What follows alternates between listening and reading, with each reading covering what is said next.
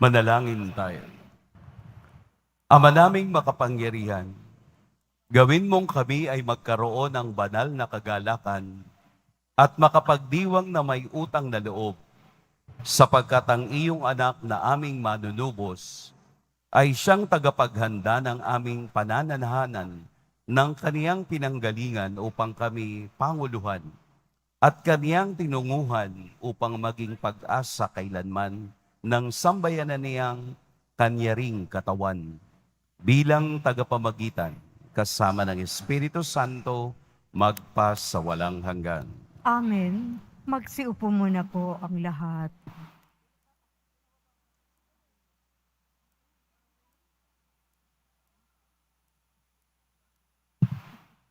Pagbasa mula sa mga gawa ng mga apostol. Mahal na Teofilo, isinalaysay ko sa aking unang aklat ang lahat ng ginawa at itinuro ni Jesus buhat sa pasimula hanggang sa araw na siya'y umakyat sa langit. Bago siya umakyat, tinagubilin niya sa pamamagitan ng Espiritu Santo ang mga apostol na kanyang hinirang. Pagkatapos ng kanyang pagbabata, maraming ulit siyang napakita sa kanila. Sa gayon, napatunayang siya'y buhay. Napakita siya sa kanila sa loob ng 40 araw at nagturo tungkol sa paghahari ng Diyos.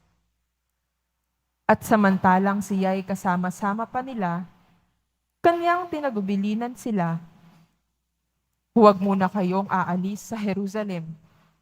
Hintayin ninyo roon ang ipinangako ng Ama na sinabi ko na sa inyo." Nagbinyag nga sa tubig si Juan, ngunit di na magtatagtag at bibigyan kayo sa Espiritu Santo. Kaya't nang magkasama-sama si Jesus at ang mga alagad, nagtanong ang mga ito, "Panginoon, itatatag na ba ninyong muli ang kaharian ng Israel?" Sumagot siya, "Ang mga panahon at sandali ay itinakda ng Ama sa kanyang sariling kapangyarihan. At hindi na kailangan pang malaman ninyo kung kailan iyon. Ngunit bibigyan kayo ng kapangyarihan pagbaba sa inyo ng Espiritu Santo, at kayo'y magiging mga saksi ko sa Jerusalem, sa buong Judea at Samaria, at hanggang sa dulo ng daigdig." Pagkasabi nito, siya'y iniakyat sa langit, samantalang nakatingin sila sa kanya at natakpan siya ng ulap. Habang sila'y nakatitig sa langit, 2 lalaking nakaputi ang biglang tumayo sa tabi nila. "Mga taga-Galilea," sabi nila, "bakit kayo narito't nakatingala sa langit? Itong si Jesus na umakyat sa langit ay magbabalik, tulad ng nakita ninyong pag-akyat niya." Ang salita ng Diyos. Salamat sa Diyos. Habang umaakyat ang Diyos, ang tambuli tumutunog. Habang umaakyat ang Diyos, ang tambuli tumutunog. Magdiwang ang lahat ng mga nilikha, pumalakpak kayong may awit at tuwa, bilang pagpupuri sa Diyos na dakila. Ang Diyos na poon kataas-taasan ay dakilang haring dapat katakutan. Siya'y naghahari sa sangkatauhan. Habang umaakyat ang Diyos, ang tambuli tumutunog. Umakyat sa trono ang Panginoong Diyos. Hatid ng tambuling malakas ang tunog. Masayang sigawan ang ipinansuob. Purihin ang Diyos, siya ay awitan. Awitan ang hari, siya'y papurihan. Habang umaakyat ang Diyos, ang tambuli tumutunog. Ang Diyos, siyang hari ng lahat ng bansa, awit at purihin ng mga nilikha. Maghahari siya sa lahat ng bansa, magmula sa tronong banal at dakila. Habang umaakyat ang Diyos, ang tambuli tumutunog.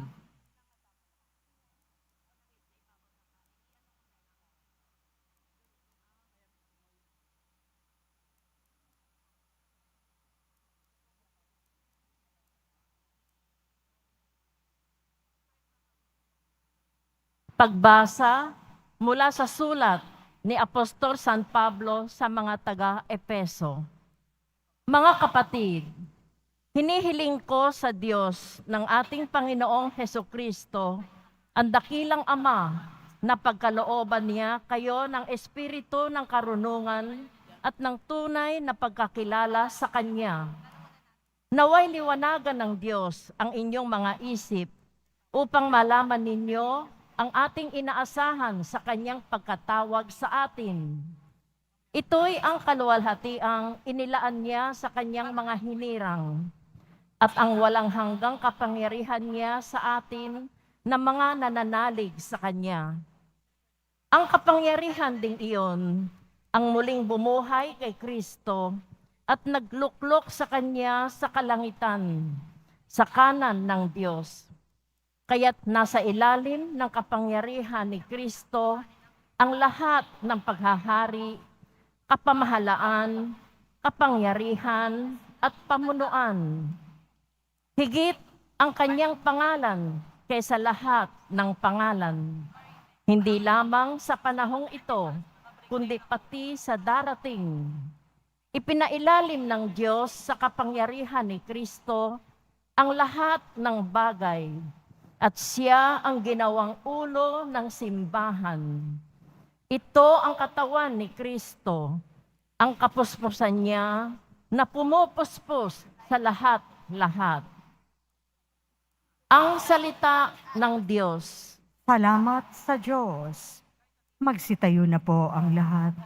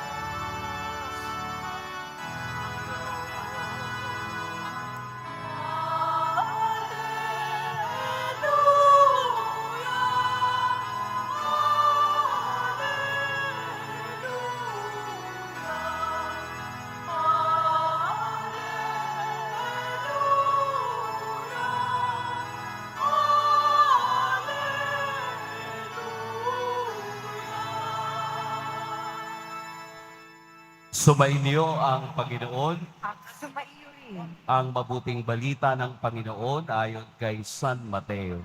papuri sa iyo, Panginoon. Noong panahong iyon, ang 11 alagad ay nagpunta sa Galilea, sa bundok na itinuro sa kanila ni Jesus. Nang makita nila si Jesus, siya'y sinamba nila, bagabat may ilang nag-alinlangan. Lumapit si Jesus at sinabi sa kanila, "Ibinigay na sa akin ang lahat ng kapangyarihan sa langit at lupa. Kaya, humayo kayo at gawin ninyong alagad ko ang lahat ng bansa. Binyagan ninyo sila sa ngalan ng Ama at ng Anak at ng Espiritu Santo. At turuang sumunod sa lahat ng ipinag-utos ko sa inyo. Tandaan ninyo, ako'y laging kasama ninyo hanggang sa katapusan ng sanlibutan." Mga kapatid, ang mabuting balita ng Panginoon. Pinupuri ka namin, Panginoong Hesukristo.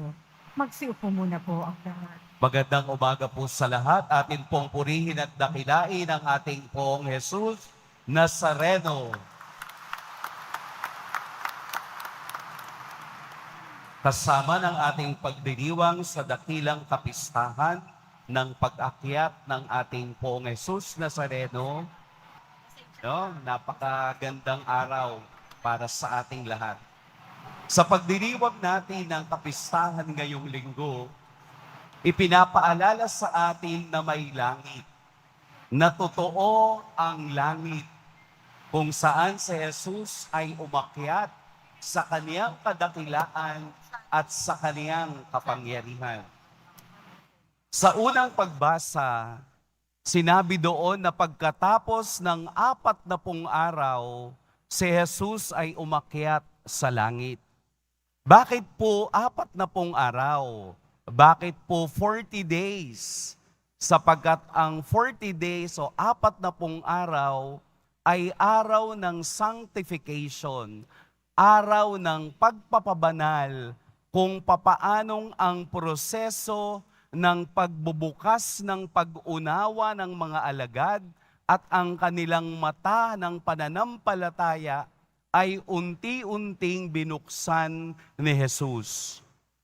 Dahil hindi pa nila ito nauunawaan noong siya ay ipinako sa krus at muling nabuhay, siya ay napakita kay Magdalena, napakita sa 2 alagad, napakita sa 11, at napakita sa marami pa.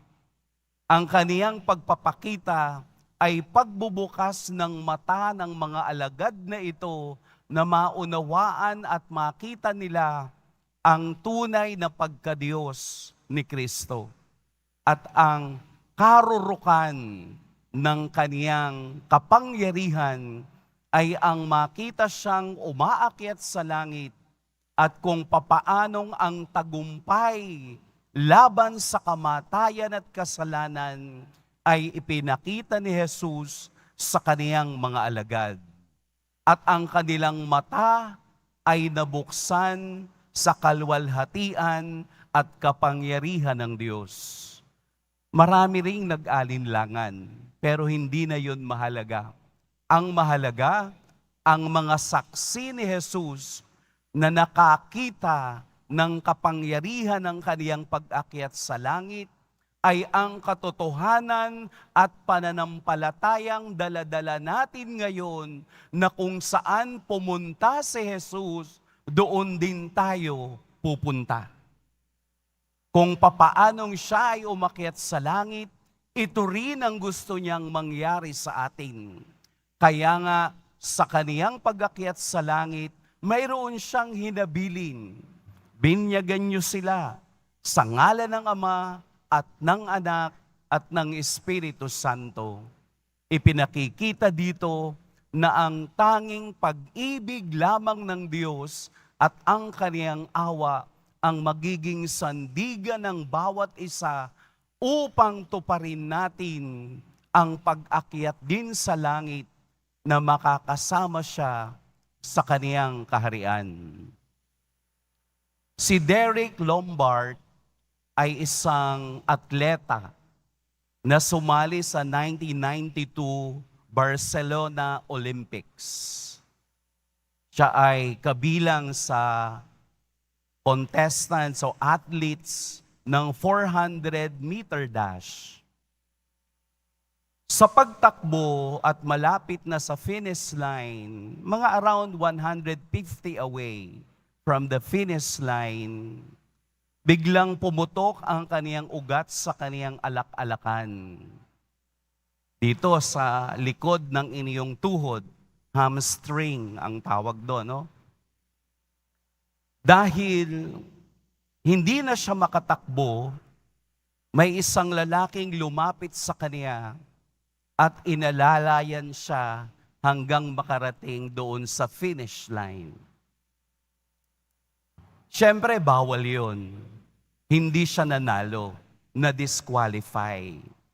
Pero, siya pa rin ang nakatanggap ng pinakamalakas na palakpak at standing ovation. Bakit? Kasi yung lalaking lumapit sa kanya habang siya ay iika-ika ay ang kaniyang tatay at tinulungan siya hanggang makarating sa finish line. Ang ating buhay, katulad ni St. Paul na sinabi niya, na tayo rin ay tumatakbong mga atleta sa gymnasium. Sabi nga ni St. Paul, I have run the race, I have get the good fight. Ibig sabihin, lahat tayo ay iisa ang gustong marating. Ano yon? Ang gantimpala ng langit. Ang gantimpala ng langit ay hindi usapin between diskarte o diploma. Wala pong diskarte sa kaligtasan. Kailangan nating tumakbo, kailangan nating masaktan, kailangan nating maglakbay upang makapunta tayo sa kaniyang kaharian. Pero sa gitna ng ating pagkasakit, sa gitna ng sugat, sa gitna ng ating pagkalugmok, may isang Jesus na aakay sa atin upang tayo'y makarating sa kaniyang kaharian. Dahil iisa lamang ang ating gustong marating, ang kaharian ng langit. Tinuturuan tayo ng Diyos, tinuturuan tayo ni Jesus sa pamamagitan ng kaniyang halimbawa na kailangan nating magpunyagi, kailangan nating pagtiyagaan, kailangan nating maging matagumpay sa takbo ng buhay. Walang ibang paraan kung hindi sundan si Jesus at ang kaniyang mga yapak upang tayo ay kanya ring mayakap sa dulo ng finish line. Hindi pa po tayo tapos. Tayo po ay patuloy na maglalakbay, pero iisipin natin sa paglalakbay na yan, huwag tayong matakot bumagsak, huwag tayong matakot na masaktan, huwag tayong matakot masugatan, sapagkat ang tunay na tagumpay ay nasa peklat na dala-dala ng bawat isa. Kung papaanong nagkaroon ng peklat ang ating mga nanay sa panganganak para sa atin, ganun din tayong dapat magkaroon at huwag ninyong ikakahiya ang peklat na meron kayo dahil iyan ang simbolo na nagtagumpay ka sa iyong paghihirap at sakit. Ang peklat na yan, ang ating ipakikita sa Diyos, ang ating diploma, sasabihin mo sa Diyos, ako rin po ba ay magtatagumpay?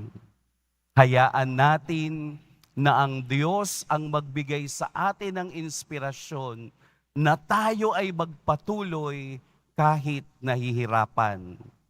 Dahil sa kaduluhan, ang kaligayahang kasama ng Diyos, kailanman walang makakapantay. Amen. Pagpalain tayo ng poong may kapal. Magsitayo na po ang lahat.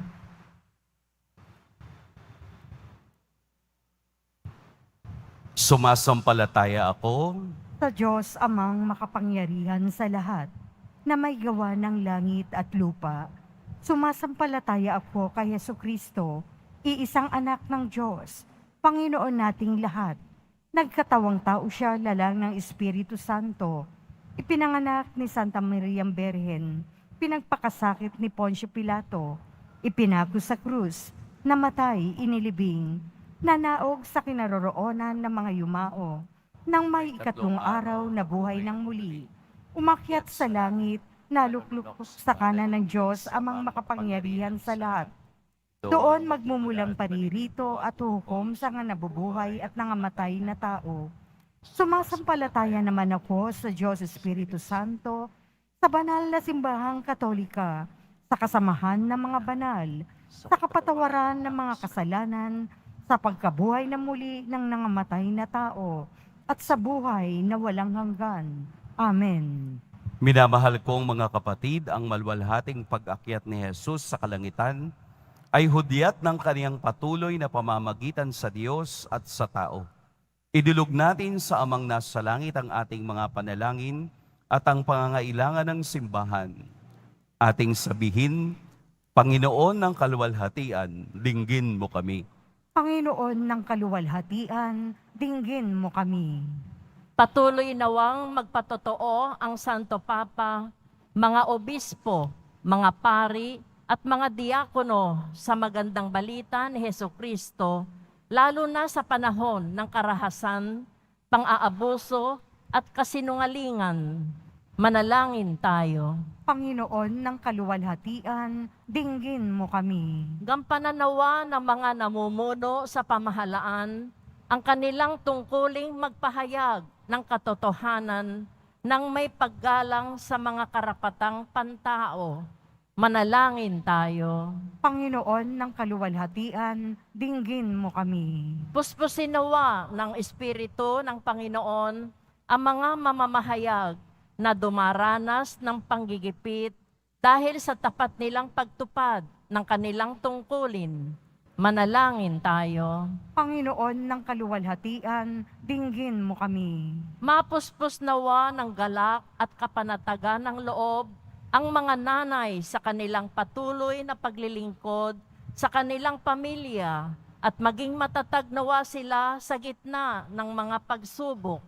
Manalangin tayo. Panginoon ng kaluwalhatian, dinggin mo kami.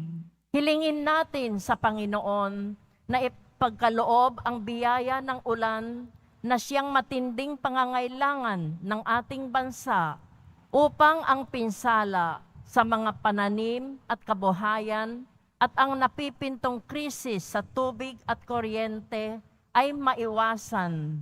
Manalangin tayo. Panginoon ng kaluwalhatian, dinggin mo kami.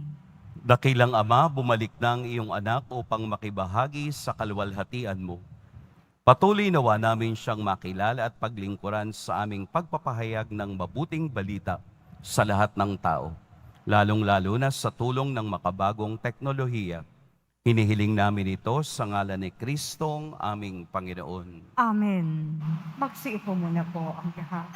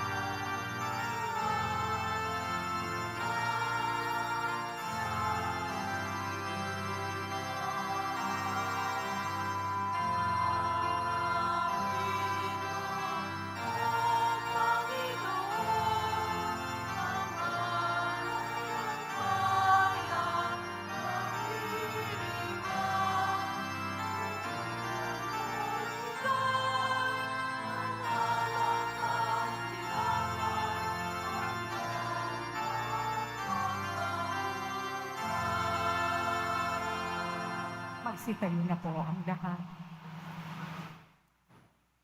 Madalangin kayo mga kapatid upang ang paghahain natin ay kalugdan ng Diyos samang makapangyarihan. Tanggapin nawa ng Panginoon itong paghahain sa iyong mga kamay, sa kapurihan nga at karangalan, sa ating kapakinabangan at sa buong sambayanan niyang banal.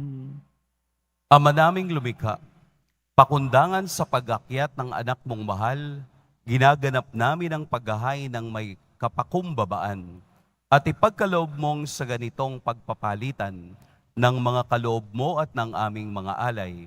Kami ay makasalo sa pagkabuhay at pag-akyat sa kalangitan sa pamamagitan ni Hesukristo kasama ng Espiritu Santo, magpa sa walang hanggan. Amen. Sumainyo ang Panginoon. At sumaiyo rin. Itaas sa Diyos ang inyong puso at diwa. Itinaas na namin sa Panginoon. Pasalamatan natin ang Panginoong ating Diyos. Marapat na siya ay pasalamatan. Ama naming makapangyarihan, tunay ngang marapat na ikaw ay aming pasalamatan sa pamamagitan ni Jesucristo na aming Panginoon. Noong siya'y muling nabuhay, siya'y nagpakita sa mga alagad niyang mahal. Samantalang siya'y kanilang kapisan, siya'y umakyat sa kalangitan. Sa kaniyang pagluklok sa kanang kamay mo, kaming mga kapwa niya'y di na rin iba sa iyo. Kaya kaisa na mga anghel na nagsisiawit ng papuri sa iyo, nang walang humpay sa kalangitan, kami nagbubuni sa iyong kadakilaan.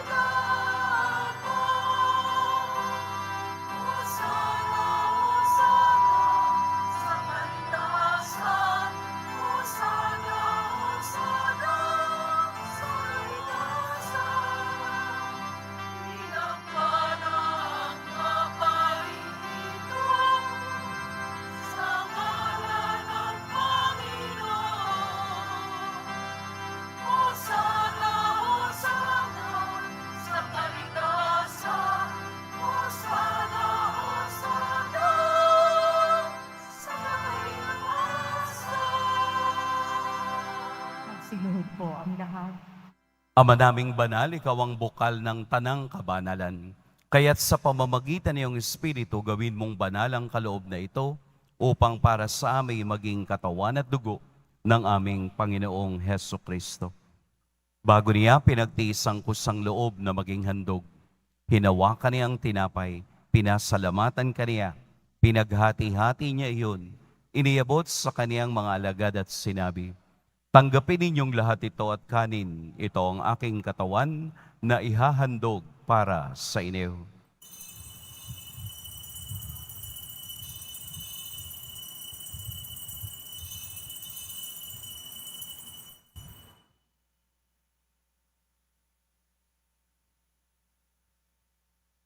Gayun din naman, noong matapos ang hapunan, hinawakan niya ang kalis, muli kaniyang pinasalamatan, inabot niya ang kalis sa kaniyang mga alagad at sinabi, "Tanggapin ninyong lahat ito at inumin, ito ang kalis ng aking dugo, ng bago at walang hanggang tipan, ang aking dugo na ibubuhos para sa inyo at para sa lahat, sa kapagpapatawad ng mga kasalanan.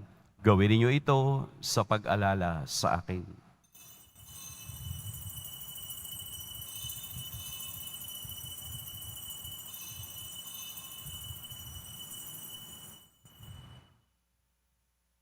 Magsitayo na po ang lahat. Ipagbunyi natin ang misteryo ng pananampalataya. Si Kristo'y namatay, si Kristo'y nabuhay, si Kristo'y babalik sa wakas ng panahon.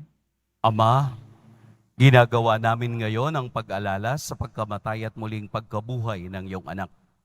Kaya't iniaalay namin sa iyo ang tinapay na nagbibigay buhay at ang kalis na nagkakaloob ng kaligtasan. Kami nagpapasalamat dahil kami iyong minarapat na tumayo sa harap mo para maglingkod sa iyo. Isinasamo namin kaming magsasalo-salo sa katawan at dugo ni Kristo ay mabuklod sa pagkakaisa sa pamamagitan ng Espiritu Santo. Ama, lingapin mo ang iyong simbahang laganap sa buong daigdig. Puspusin mo kami sa pag-ibig, kaisa ni Francisco na aming Papa, at ni Jose na aming obispo at ng tanang kaparian. Alalahanin mo rin ang mga kapatid naming nahimlay, nang may pag-asang sila'y muling mabubuhay, gayon din ang lahat ng mga pumanaw.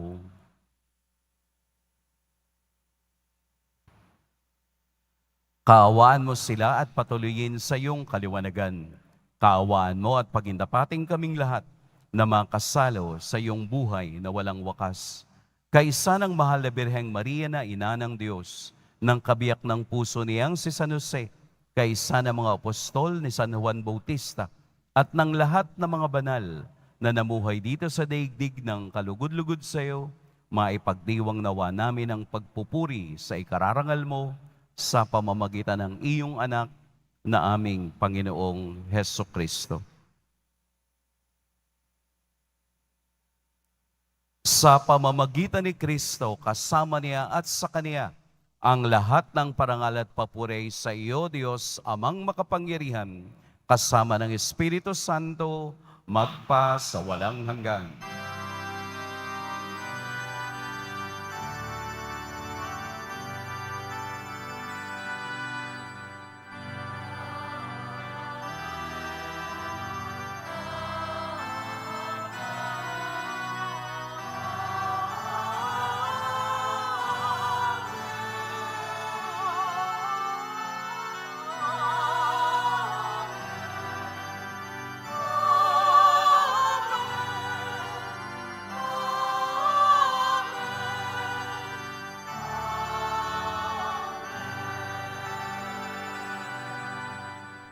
Sa tagubili ng mga nakagagaling na utos at sa turo ni Jesus na Panginoon natin at Diyos, ipahayag natin ng lakas loob.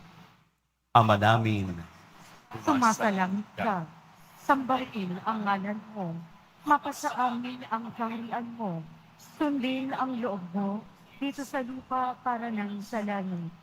Bigyan mo kami ngayon ng aming kakanin sa araw-araw, at patawarin mo kami sa aming mga sala, para ng pagpapatawad namin sa nagkakasala sa amin.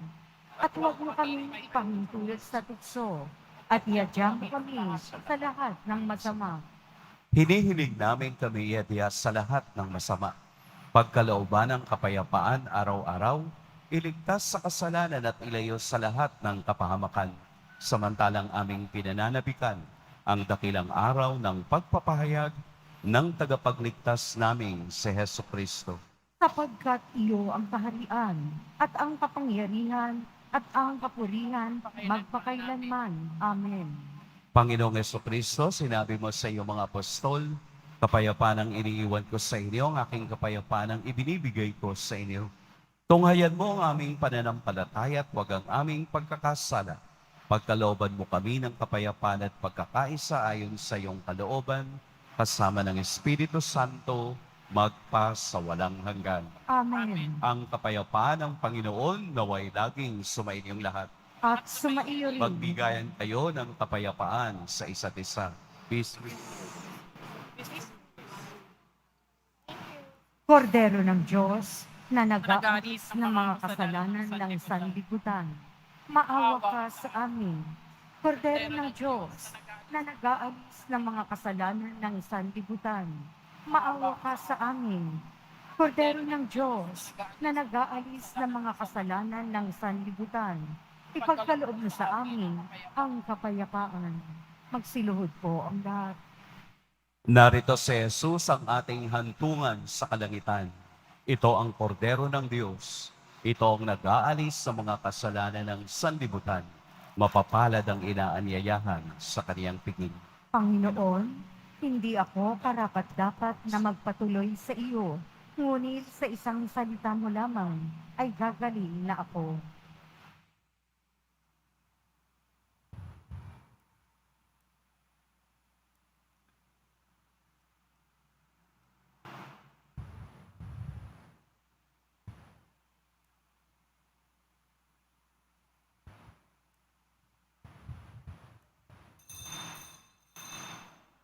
Para po sa lahat ng tatanggap ng banal na komunyon, sasagot po tayo ng amen. Pagkasabi ng pari o ng lay minister ng katawan ni Kristo at isubo agad sa bibig bago umalis sa harapan ng pari o lay minister. Sumunod po tayo.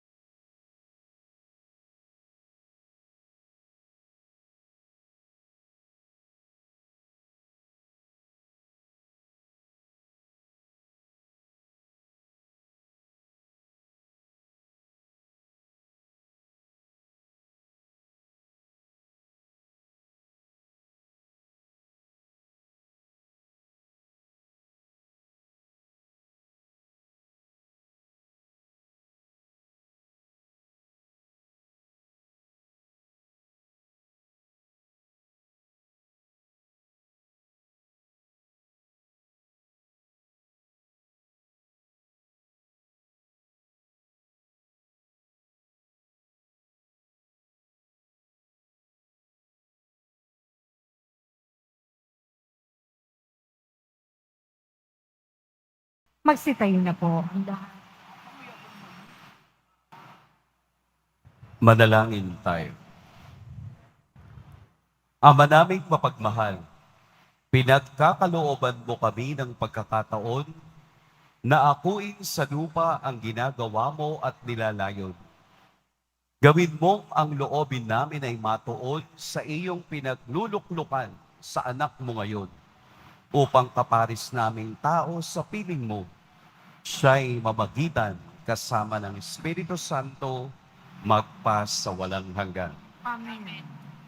Ngayon naman po ay babasbasan natin ang lahat ng mga nanay, ina na naririto. Kung kasama ninyo ang inyong mga anak o asawa, pakilagay po ang kamay sa kanilang balikat.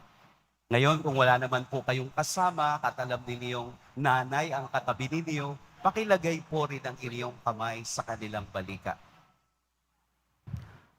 Ama naming mapaggalinga, dinggin po ninyo ang aming panalangin at pagkalooban ng pagbabasbas ang lahat ng mga ina. Basbasan po sila sa lakas na nagmumula sa iyong banal na Espiritu, sapagkat sa pamamagitan nila, natutunan ng mga anak kung papaanong tumayo at lumakad, kung paanong magsalita at maglaro, at kung paanong makalapit sa iyong banal na harapan sa pamamagitan ng tapat na pananalangin. Pagkalooban mo po sila ng kalusugan at kapayapaan, ng galak at kaligayahan, upang kanilang patuloy na madama ang iyong pagkalingat, pagmamahal. Gayon din aming isinasama sa panalangin ang mga babaeng walang nakakaalaala, lalo na ang mga tahimik na itinataguyod ang kanilang pamilya, naglilingkod na may kababaang loob at nagtitiis ng hirap sa buhay para sa kapakanan ng kanilang asawa at mga anak. Hinihiling namin ito sa pamamagitan ni Kristong aming Panginoon. Amen. Sumainyo ang Panginoon. At sumaiyo rin. Yumuko kayo para sa pagbabasbas. Mahal na poong Jesus Nazareno, inihayag mo sa pamamagitan ng krus ang walang maliw na pag-ibig ng Diyos sa sangkatauhan. Pakinggan mo po ang kahilingan ng iyong angkan na nagsusumamo sa iyo. Makamtanawa nila ang iyong katugunan at tanggapin ang kasagutan na may utang na loob na tinatanaw.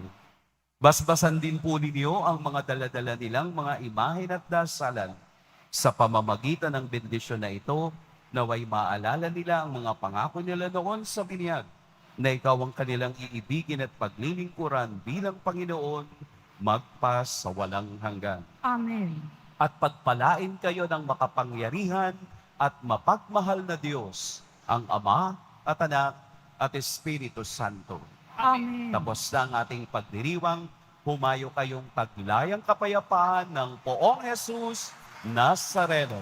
Salamat sa Diyos.